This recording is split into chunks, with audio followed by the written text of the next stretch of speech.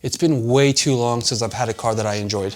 So let's get back to what this YouTube channel started as, a car channel. What have I been driving? I've been driving a Volkswagen Type R. It sounds fast, but it's not. It's a comfortable cruiser, but it's boring. Some things I dislike about it: turbo lag, maintenance costs. I can go on and on. That's not what this video is about. We're picking a daily driver for me. I'm about 6 to 9 months away from purchasing this car, and I wanna know all the options and possibly feedback from you guys to see if there's anything you guys recommend and that's something I'm not considering.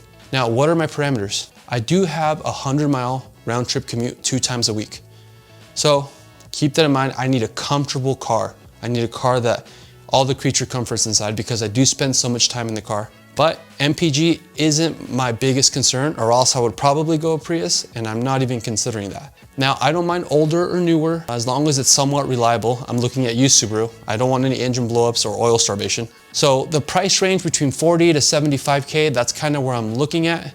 And for anyone wondering, I can't at this time do an EV vehicle because the way my house is set up, I don't have a way to charge it. So the first car on this video is the Jeep Grand Cherokee Trackhawk SRT. I'm grouping these two together because they're roughly the same car. You Jeep people, do not get upset. I know what you guys are thinking. No, they're not the same car. Well, I know there's differences between them. So the Jeep Grand Cherokee SRT Trackhawk, the WK2 base, I think it was made from 2011 to 2021. Pros for this car: it's freaking fast. This is a really fast car. An SUV should not be going this fast, and it can. I think it's one of the fastest SUVs in the world, if I'm not mistaken. Styling is great. They haven't changed the styling very much since 2011, 2012, and I don't think they need to. It's a really great looking car, and to me, that's one of the biggest pros. It has aged really well in its styling. Another great option with this car is the multifunction of this car. What do I mean by that? Think about it this way.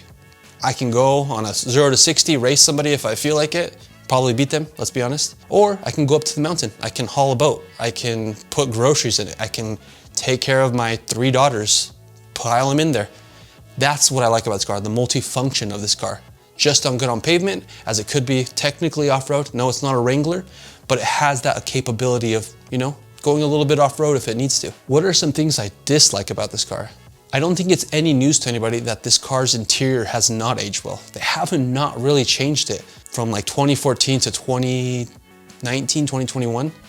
There might be some subtle changes and some creature comforts they added, but as a whole, the interior has not aged well. And don't get me started on that carbon fiber peeling off after a certain amount of years. That's just kind of sad that you're spending 98K roughly for a used Trackhawk and you're still getting that kind of outdated interior. I wish they had kind of upped it a little bit. I don't know anything about their reliability, but I have heard that Chrysler, Jeep as a whole has not been very reliable through the years. This is something that I hear, and anybody that wants to dispel this myth, feel free.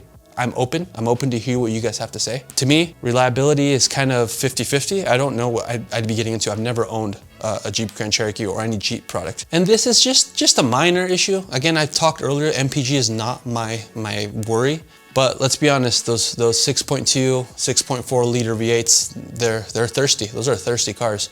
With a 100-mile commute, I'm assuming I'll be paying on it on gas. But again, not really a concern, but it is something that I have to consider. This is the first car on this list. This is the first car that I'm considering. Now, if anybody of you guys that has been following me for some time has some options, don't worry, there are more cars coming and there are a lot more cars I'm considering.